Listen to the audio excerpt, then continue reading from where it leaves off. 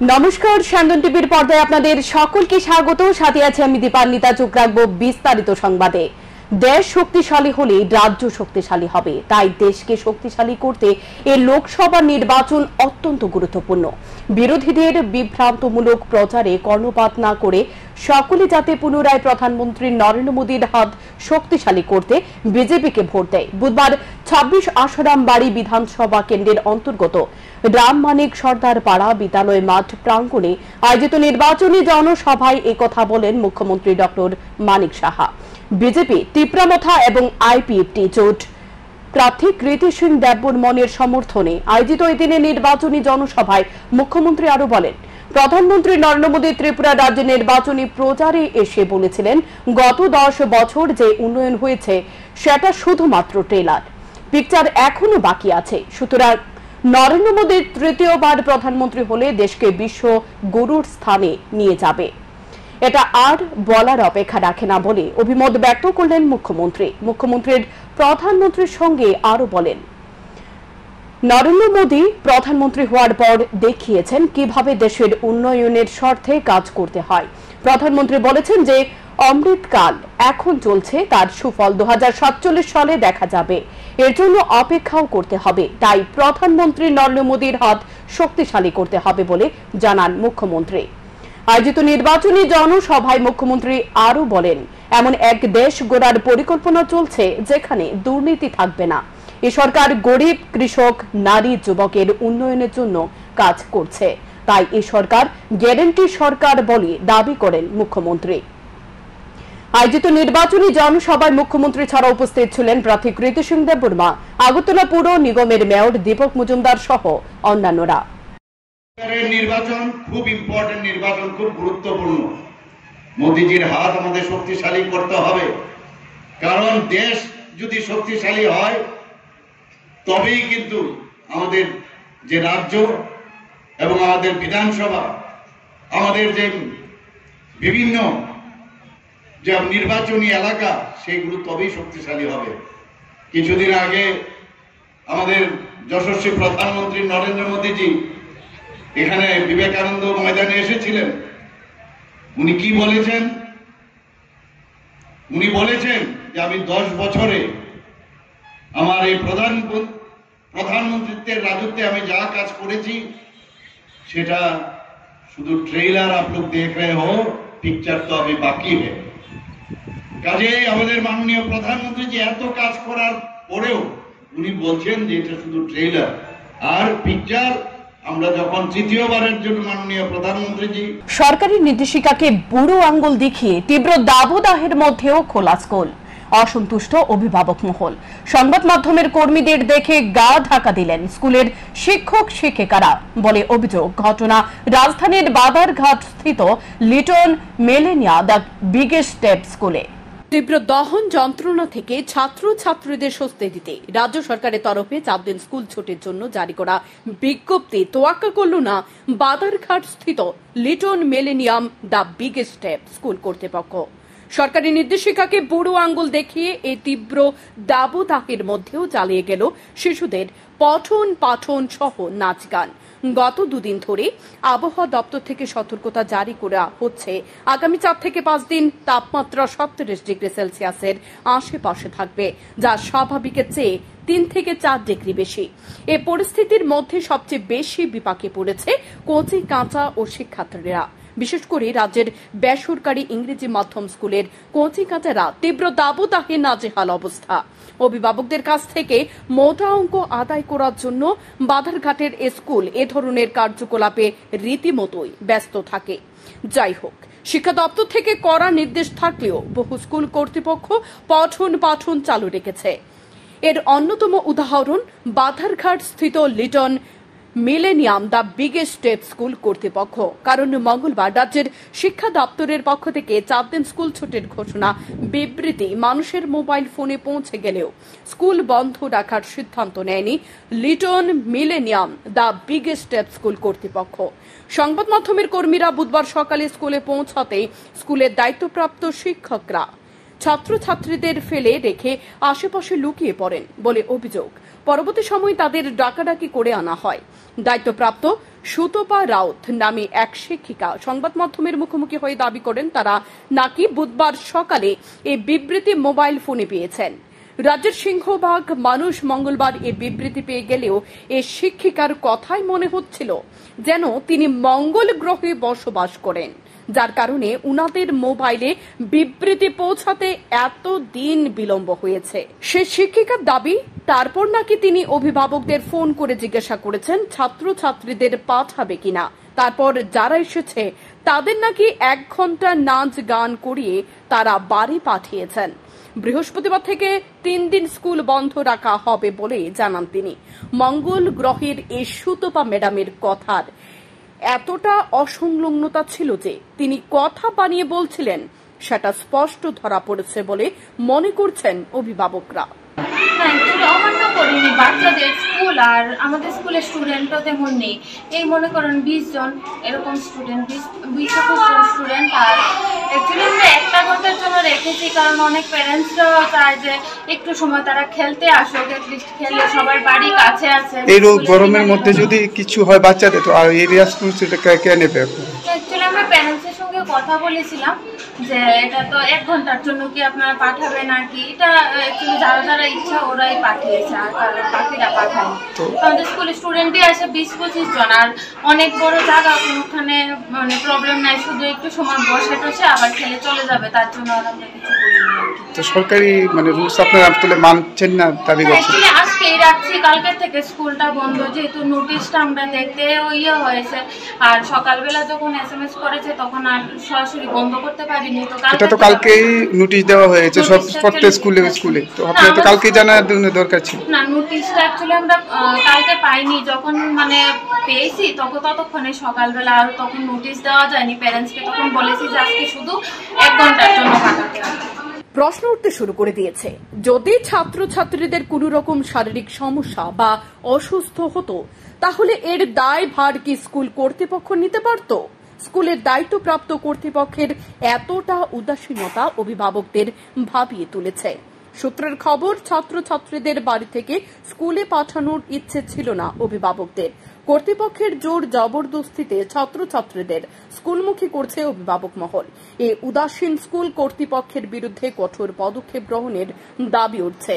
না হলে এভাবে বুড়ো আঙ্গুল দেখিয়ে সরকারের নির্দেশিকাকে কলাপাতা ভেবে ব্যবসা বিস্তার করবে স্কুল কর্তৃপক্ষ, এমনটাই মনে করছেন অভিভাবক মহল। শান্তন টিভি। মনুষ্যত্ব হারিয়েছে দুর্বৃত্তরা। মেয়ে বিয়ের স্বর্ণালংকার, নগদ অর্থ ও অন্যান্য সামগ্রী সহ বসত বাড়ি পুড়িয়ে দিল দুর্বৃত্তরা। ঘটনা মঙ্গলবার রাতে রাজধানীর রামনগর 4 নং রোড স্থিত রামনগর স্পোর্টিং ক্লাব সংলগ্ন এলাকায়। জানা যায় এলাকার বাসিন্দা নিতাই দেবনাথের বাড়িতে ভাড়া থাকতেন ভোলানাথ সাহা। তিনি পেশায় একজন ডেকোরেটর ব্যবসায়ী। মঙ্গলবার বিকালে ভোলানাথ সাহা স্ত্রী ও মেয়েকে নিয়ে উদয়পুর বোনের বাড়িতে যান। বাড়িতে একা ছিল ভোলানাথ সাহার ছেলে। রাতের বেলায় ভোলানাথ সাহার ছেলে ডেকোরেটরের কাজে অন্যত্র ছিল। ভোলানাথ সাহার ভাগ্নে সংবাদ মাধ্যমের মুখোমুখি হয়ে জানায়, রাত্রে আনুমানিক 11:30 নাগাদ সে খবর পায় তার মামার ঘরে অগ্নিসংযোগ ঘটেছে। সাথে সাথে সে ঘটনাস্থলে ছুটে আসে। বাড়িতে এসে দেখতে পায় গোটা বাড়ি আগুনে লেলিহান শিখা গ্রাস করে নিয়েছে। দমকল বাহিনীর কর্মীরা দীর্ঘ প্রচেষ্টা চালিয়ে আগুন নিয়ন্ত্রণে আনে। ততক্ষণে বসত ঘরে থাকা আসবাবপত্র সহ সকল সামগ্রী পুড়ে ছাই হয়ে যায়। তিনি আরো জানান, আগুনে পুড়ে ছাই হয়ে গেছে ঘরে রাখা 5,40,000 টাকা ও বোনের বিয়ের জন্য রাখা স্বর্ণালংকার।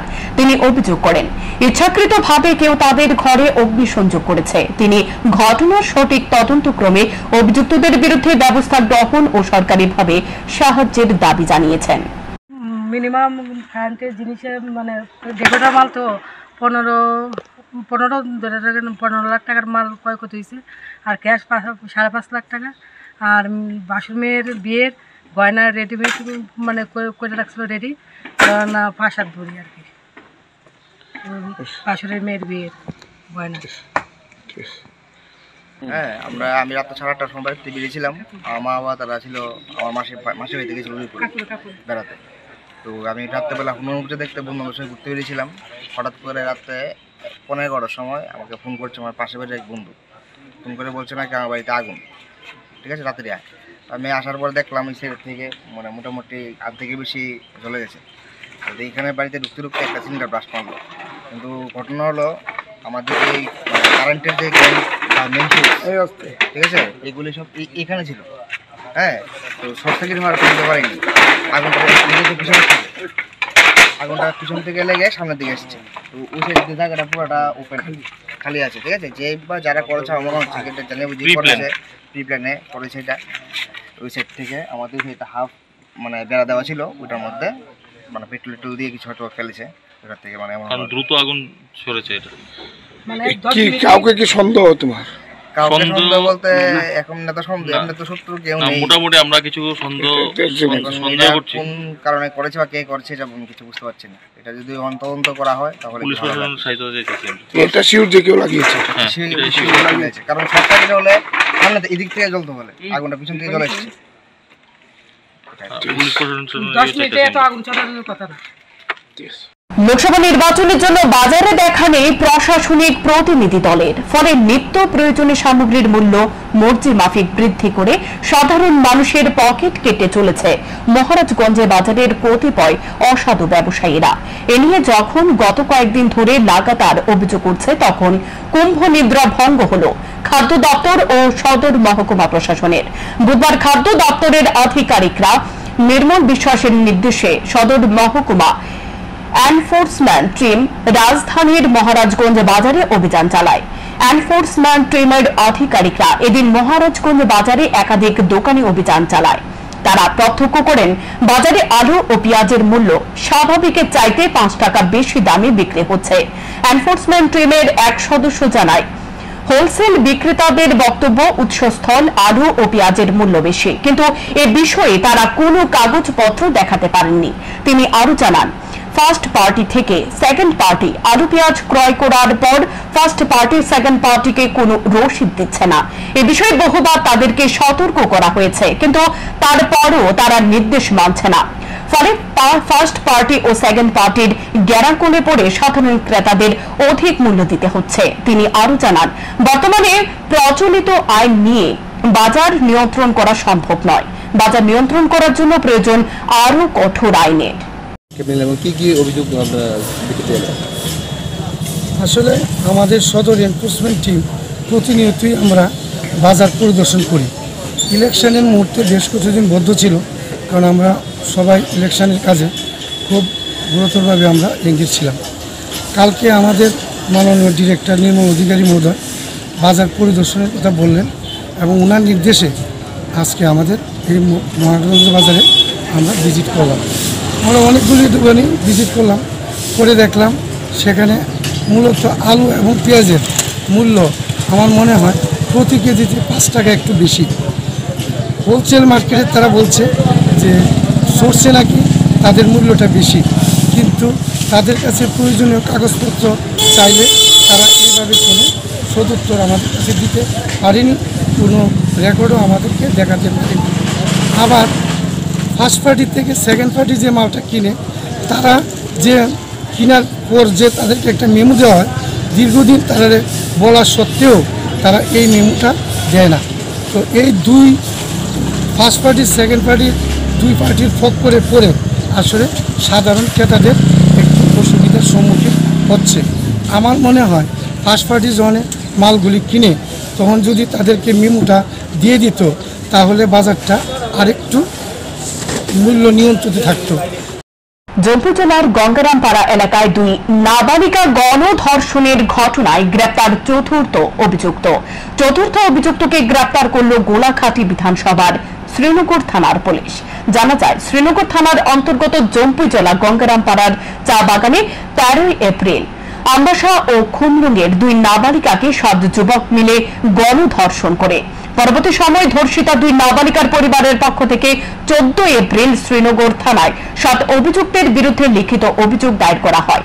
পুলিশ ঘটনার তদন্তে নেমে প্রথমে 2 নাবালক সহ 1 যুবককে গ্রেপ্তার করে তারপর শ্রীনগর থানার পুলিশ বাকি অভিযুক্তদের জলে তুলতে অভিযান জারি রাখে। অবশেষে মঙ্গলবার রাতে জম্পু জেলার জারুল বাছাই দুখিয়া কুবরা এলাকা থেকে চতুর্থ অভিযুক্ত অর্থাৎ আরও এক নাবালককে গ্রেপ্তার করে। পুলিশের প্রাথমিক জিজ্ঞাসাবাদে ধৃত নাবালক গণধর্ষণের বিষয়ে স্বীকার করে।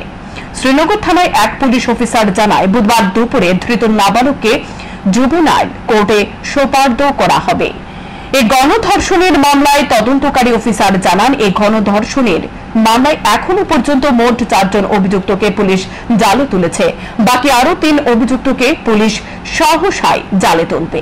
গত 13/4/2024 গঙ্গারাম পাড়ায় একটা ধর্ষণকাণ্ড সংঘটিত হয়েছে। তো ওইখানে যে ধর্ষণকাণ্ড সংঘটিত হয়েছে, আমরা সঙ্গে সঙ্গে খবর পাইছি। খবর পাওয়ার সঙ্গে সঙ্গে আমরা স্পটে গেছি। গিয়ে আমরা ওই দিনই আমরা 3 জনকে সঙ্গে সঙ্গে অ্যারেস্ট করেছি। যে কেসটা এর পরিপ্রেক্ষিতে একটা যে কেস রেজিস্টার হয়েছে Srinagar PS case number 2024 SRN 06 dated 16/4/2024 under section 376D of IPC and 606 of POCSO Act 2012।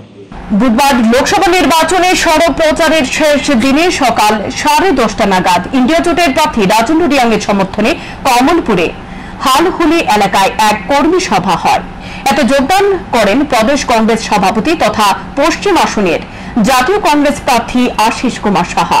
সাথে ছিলেন সুরমা ও কমলপুর মণ্ডল সভাপতি রতন চন্দ্র ও দেবব্রত মালাকার।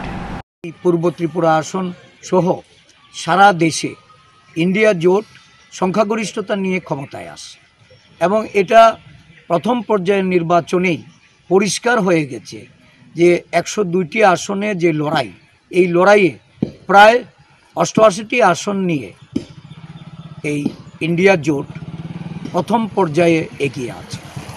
আগামী 6টি নির্বাচনে 6টি পর্যায়ে যে নির্বাচন, এই নির্বাচনেও বিপুল ভোট পেয়ে ইন্ডিয়া জোট তার সংখ্যাগরিষ্ঠতা অর্জন করবে এবং দেশে নরেন্দ্র মোদীকে তৃতীয়বার ক্ষমতায় দেখা যাবে। উনি প্রধানমন্ত্রিত্ব হারাচ্ছেন এবং ইন্ডিয়া জোটের নেতৃত্বে নতুন সরকার প্রতিষ্ঠিত হচ্ছে। এই দেশে যে অরাজক পরিস্থিতি চলছে, জাতি, বর্ণ, সম্প্রদায়, ধর্মের যে বিচ্ছেদ তৈরি করে যারা কোনো ধরনের রাজধানীর বুকে আইনজীবীর বাড়িতে চুরির ঘটনায় একদিনের মধ্যে 3 চোর সহ চুরি যাওয়া টাকা উদ্ধার করল পূর্ব আগরতলা থানার পুলিশ। পূর্ব আগরতলা থানার ওসি জানান, মঙ্গলবার রাজধানীর মঠচমুনি এলাকায় বাসিন্দা আইনজীবী বিপ্লব ভট্টাচার্যর বাড়িতে চুরির ঘটনা ঘটে। আইনজীবী বিপ্লব ভট্টাচার্য ফোন করে পূর্ব আগরতলা থানায় পুলিশকে ঘটনার বিষয়ে জানান। সাথে সাথে পুলিশ বিপ্লব ভট্টাচার্যের বাড়িতে ছুটে যায়। ঘটনা তদন্তে নেমে পুলিশ বিপ্লব ভট্টাচার্যের পাশের বাড়ির সিসি ক্যামেরার ফুটেজ খতিয়ে দেখে রাহুল দাস নামে এক যুবককে শনাক্ত করে টাউন ইন্দ্রনগর শ্মশান সংলগ্ন তার বাড়ি থেকে তাকে আটক করা হয়। তার ঘরে তল্লাশি চালানোর পর কিছু টাকা উদ্ধার করা হয়। তার বাড়ি থেকে 1,36,725 টাকা উদ্ধার করা হয়। তাকে জিজ্ঞাসাবাদ চালানোর পর বিনয় সাহা ও অমিত রায়ের নাম বেরিয়ে আসে। বিনয় সাহার বাড়ি করবুকি এবং অমিত রায়ের বাড়ি শ্রীনগরে। তারা টাউন ইন্দ্রনগরে ভাড়া থাকে। ইতিপূর্বে তারা একাধিক চুরির মামলায় গ্রেপ্তার হয়েছে, জেলেও খেটেছে। তাদেরকেও গ্রেপ্তার করা হয়। বুধবার পুলিশ রিমান্ডের আর্জি জানিয়ে ধৃতদের আদালতে সোপর্দ করে পুলিশ। অ্যাকচুয়ালি গতকালকে আমাদের মঠচুমনিতে একজন অ্যাডভোকেটের বাড়ি আছে, বিপ্লব ভট্টাচার্য।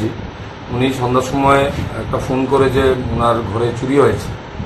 তখন সাথে সাথে আমাদের থানার অফিসার এবং স্টাফ ওনার বাড়িতে যায়।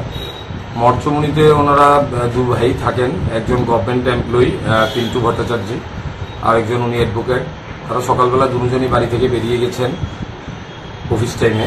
বিকালবেলা যখন অফিস ছেড়ে বাড়িতে এসেছেন তখন তাদের দরজা খোলা এবং ঘরের ভিতরে আলমিরা ভাঙা অবস্থায় দেখতে পায়। তখন আমাদের অফিসার্স, আমরা 3 জন অফিসার্স এবং টিম আমাদের পাঠাই ওখানে ইনভেস্টিগেশন করার পর দেখা যায় পার্শ্ববর্তী একটা বাড়িতে একটা সিসিটিভি ফুটেজ আছে। আপনাদের মধ্যে অনেকে ওখানে গেছেন। তো আমরা ফুটেজ দেখে একটা ছেলেকে, এখানে যে রাহুল যে আছে, রাহুল দাস, এই ছেলেটা, সে একটা বাইসাইকেল নিয়ে মুভমেন্ট করেছে ওই গলিতে, তাকে দেখা গেছে। ল্যাট নামে খ্যাতনামা কোম্পানি বাজারে নিয়ে এসেছে এসি সহ বিভিন্ন বৈদ্যুতিন সামগ্রী। অত্যাধুনিক প্রযুক্তি সম্পন্ন লেআউটের সামগ্রী পাওয়া যাবে রাজধানীর কলেজ রোড স্থিত প্রথম গ্যালাক্সি শোরুমে। বুধবার এই শোরুমের উদ্বোধন করা হয়। রাজ্যের বাজারে এলো লেআউট নামে খ্যাতনামা কোম্পানি। এসি থেকে শুরু করে বিভিন্ন বৈদ্যুতিন সামগ্রী এখন আগরতলায় পাওয়া যাবে। বুধবার সকালে কলেজ রোড স্থিত প্রথম গ্যালাক্সি শোরুমের দ্বার উদ্ঘাটন হয়। ফিতা কেটে শোরুমের দ্বার উদ্ঘাটন করেন ব্রাঞ্চের বিট্টু গগৈ। উপস্থিত ছিলেন শোরুমের কর্ণধার তথা ডিস্ট্রিবিউটর রবি সাহা প্রমুখ। তারা জানান, আধুনিক প্রযুক্তি সম্পন্ন এই কোম্পানির বৈদ্যুতিন সামগ্রী রয়েছে যা ক্রেতাদের আকর্ষণ করবে বলে অভিমত ব্যক্ত করেন। We are very happy today that we are inaugurating our first Lloyd Gallery in Agartala, Tripura market. এই আমরা যেটা গ্যালারি, এই গ্যালারিতে আমরা বিভিন্ন মানে ডিফারেন্ট টাইপ অফ আমরা এসি এখানে লঞ্চ করব। আর কাস্টমারের জন্য আমরা এখানে মানে ফাইন্যান্সে যেটা অপশনটা আছে এটা খুব সুন্দরভাবে এটা फाइनेंस ऑप्शनটা থাকবে।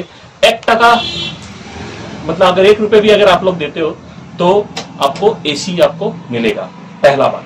दूसरा, इफ एनी इंस्टॉलेशन যদি আপনি মার্কেটে যদি যায় ইনস্টলেশন যদি থাকে একটু কনফিউশন একটা থাকে, এখানে এই কাউন্টারে আমরা এসিও সেল করব আর এসি ইনস্টলেশনটা আমরা করব।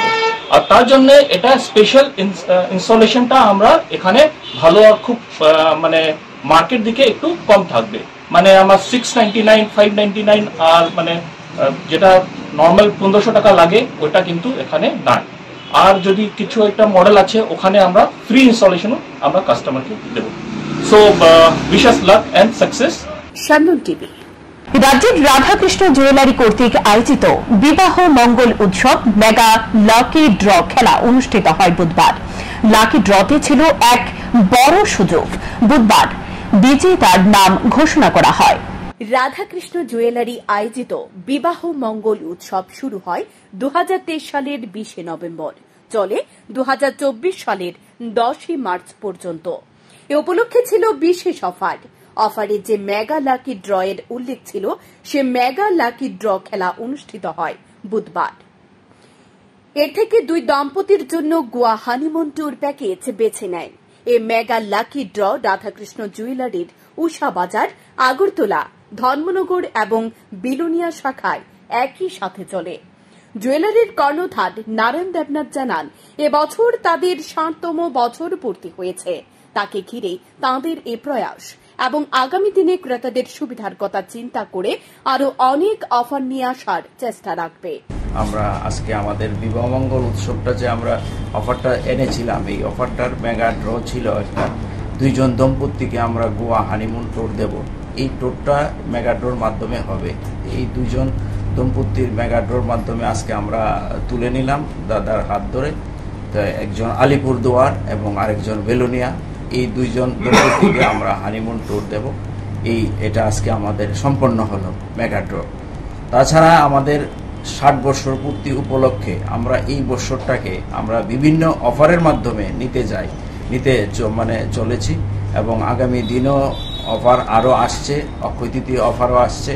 এছাড়া আমাদের এই বিবাহমঙ্গল উৎসবে যে গ্রাহকরা কেনাকাটা করেছেন প্রত্যেককে আমরা অসংখ্য ধন্যবাদ জানাই আমাদের জুয়েলারির পক্ষ থেকে। শান্তন টিভি।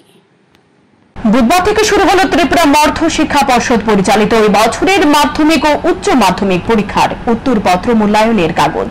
মাধ্যমিক পরীক্ষা উত্তরপত্র মূল্যায়ন করা হচ্ছে 4টি স্কুলে, অপরদিকে উচ্চ মাধ্যমিক পরীক্ষার উত্তরপত্র মূল্যায়ন করা হচ্ছে 2টি স্কুলে। এদিন উত্তরপত্র মূল্যায়নের কাগজ সরজমিনে ঘুরে দেখেন ত্রিপুরা মধ্য শিক্ষা পর্ষদের সভাপতি ডক্টর ধনঞ্জয় গম চৌধুরী। উত্তরপত্র মূল্যায়নের কাগজ সরজমিনে ঘুরে দেখার পর তিনি জানান, মাধ্যমিক পরীক্ষার উত্তরপত্র মূল্যায়ন করা হচ্ছে কামিনী কুমার স্মৃতি স্কুল, বোজ্জং বালিকা বিদ্যালয়, বিজয় কুমার বালিকা বিদ্যালয় এবং বাণী বিদ্যাপীঠ স্কুলে।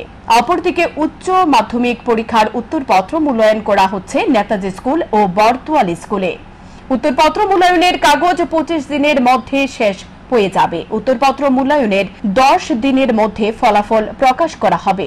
তিনি আশা ব্যক্ত করেন, জুন মাসের প্রথম সপ্তাহে মাধ্যমিক ও উচ্চ মাধ্যমিক পরীক্ষার ফলাফল প্রকাশ করা হবে। আজকে মাধ্যমিকের উচ্চ মাধ্যমিকের খাতা দেখা শুরু হয়ে গেছে। আগরতলায় আমাদের মাধ্যমিকের খাতা দেখা হচ্ছে 6টা সেন্টার, 6টা স্কুলে। এই কামিনীকাবাদ হায়ার সেকেন্ডারি স্কুল, তারপরে ওই বজ্জং গার্লস হায়ার সেকেন্ডারি স্কুল, বিজয় কুমার হায়ার সেকেন্ডারি স্কুল আর বাণী বিদ্যাপীঠ। আর দ্বাদশের খাতা দেখা হচ্ছে, একটা হচ্ছে নেতাজি স্কুল আর একটা বটদল স্কুল, এই দুটো স্কুল। আমাদের এক্ষুনি সবাই সম্মানিত যারা এক্সামিনার আছেন, তারপরে স্ক্রুটিনিয়ার আছেন, হেড এক্সামিনার, সবাই এখনও আসেননি, অনেকে এসে গেছেন। আর যারা ওই পূর্ব আসনে লোকসভা ইলেকশন হবে 26 তারিখে, ওইখানে যাদের আছে ওরা আসবেন একটু 2 দিন পরে, 28 তারিখ আসবেন। এক্ষুনি আমাদের কাজ শুরু হয়ে গেছে।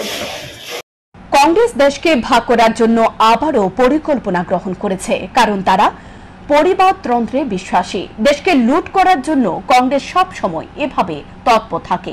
বিশেষ করে তারা মানুষের সম্পত্তির উপর ভাগ বসাতে চায়, যার কারণে ম্যানিফেস্টোতে কংগ্রেস উল্লেখ করেছে মানুষের সম্পত্তির তদন্ত করবে। বুধবার প্রদেশ বিজেপির কার্যালয়ে সাংবাদিক সম্মেলন করে কথা বলেন বিজেপির সদর আরবান জেলা কমিটির সভাপতি অসীম ভট্টাচার্য। তিনি বলেন, দলমত নির্বিশেষে 2014 সাল থেকে 2024 সাল পর্যন্ত কাজ করেছেন প্রধানমন্ত্রী নরেন্দ্র মোদী। তিনি মানুষের অর্থনৈতিক বিকাশের জন্য মুখ্য ভূমিকা পালন করেছেন। কিন্তু অবাক করার বিষয়, বিরোধীদের একটাই এজেন্ডা, নরেন্দ্র মোদীকে প্রধানমন্ত্রীর পদ থেকে সরানো। কংগ্রেস যে ম্যানিফেস্টো তৈরি করেছে তার মধ্যে দেশের ভবিষ্যৎ পরিলক্ষিত হয়নি। এর দ্বারা স্পষ্ট কংগ্রেস তার চিরাচরিত প্রথা থেকে এখনো বের হয়ে আসতে পারেনি। বিশেষ করে বিজেপির জমির উপর থাবা বসাতে কংগ্রেসের ম্যানিফেস্টোতে উল্লেখ করেছে। এর তীব্র প্রতিবাদ জানায় বিজেপি। ভারতীয় জনতা পার্টির নেতৃত্বকে হুমকি দিচ্ছে আমাদের ত্রিপুরা রাজ্যের তথাকথিত কংগ্রেস নেতাগণ, বিভিন্নভাবে হুমকি দিচ্ছে। সেই রাজনীতি 2018 সালে কংগ্রেসের কোন এক নেত্রী করেছিল।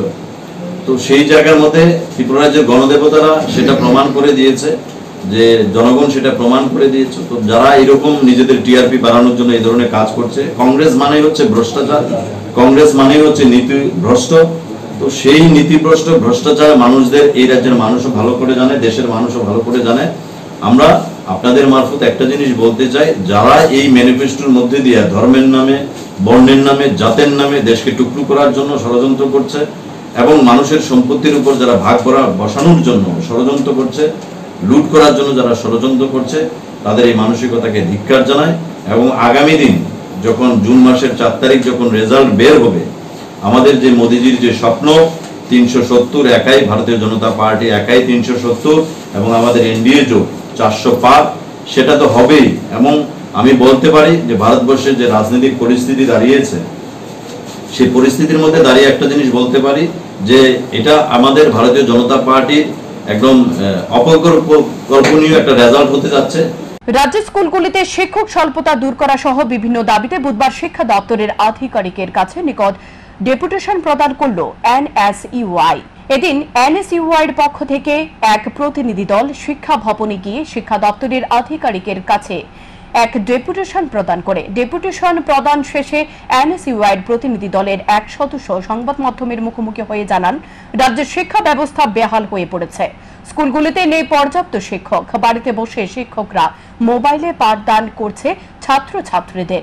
এতে করে ছাত্রছাত্রীদের গুণগত শিক্ষাদান ব্যাহত হচ্ছে। তাই তাদের দাবি, শিক্ষক স্বল্পতা দূর করতে প্রয়োজনে নতুন করে শিক্ষক নিয়োগ করা হোক, শিক্ষার বেহাল অবস্থা দূর করা হোক। আজকে বেসিক্যালি আমরা এখানে অ্যাপ্রোচ করেছি ডাইরেক্টর অফ হায়ার এডুকেশনকে, কারণ আমরা দেখতে পাচ্ছি ত্রিপুরা রাজ্যে যে পরিমাণ শিক্ষক স্বল্পতা বা সরকারি টিচার্স প্রতিটা গভর্নমেন্ট স্কুলে বা বিদ্যাজ্যোতি স্কুলে, এটা খুব অ্যালার্মিং একটা ইস্যু। স্কুলের যে কারিকুলাম এগুলো ফুলফিল হচ্ছে না এই সরকারি টিচারের কারণে। এমন দেখা যাচ্ছে যে একটা টিচার একসঙ্গে 2-3টি করে ক্লাস করাচ্ছে, বা এমনও দেখা যাচ্ছে অনেক মানে পাহাড়ের অঞ্চল বা রিমোট এরিয়াসের মধ্যে কী হচ্ছে গিয়ে টিচাররা বাড়ির থেকে বসে ফোনের মাধ্যমে ক্লাস করাচ্ছেন, যার কারণে বাচ্চাদের যে সিলেক্টিভ ক্রাইটেরিয়া বা কারিকুলামটা সেটা তারা ফুলফিল করতে পারছে না। তো আমাদের ডাইরেক্টরের কাছে আমরা এই কমিটি নিয়ে আসলাম এবং আমরা এনএসএর পক্ষ থেকে কিছু টিচার আমরা স্টাডি করে রিসার্চ করে আমরা কয়েকটা আমাদের তরফ থেকে অ্যাডভাইস দেবো ওনাদেরকে, যাতে উনি টিচারদের কয়েকটা স্পেসিফিক ট্রেনিং প্রোগ্রামস দেন, যার কারণে টিচাররাও উৎসাহিত হোক রিমোট এরিয়াসে যাওয়ার জন্য। এবং দ্বিতীয়ত আমরা ওনার কাছে আবেদন রাখবো যেন যদি টিচার শর্ট থাকে তাহলে টিচার্সদের যে কোটাটা এটা ফুলফিল করা হোক। এখনকার মতো সংবাদ এ পর্যন্তই। চোখ রাখুন স্যান্দন টিভির পর্দায়। নমস্কার।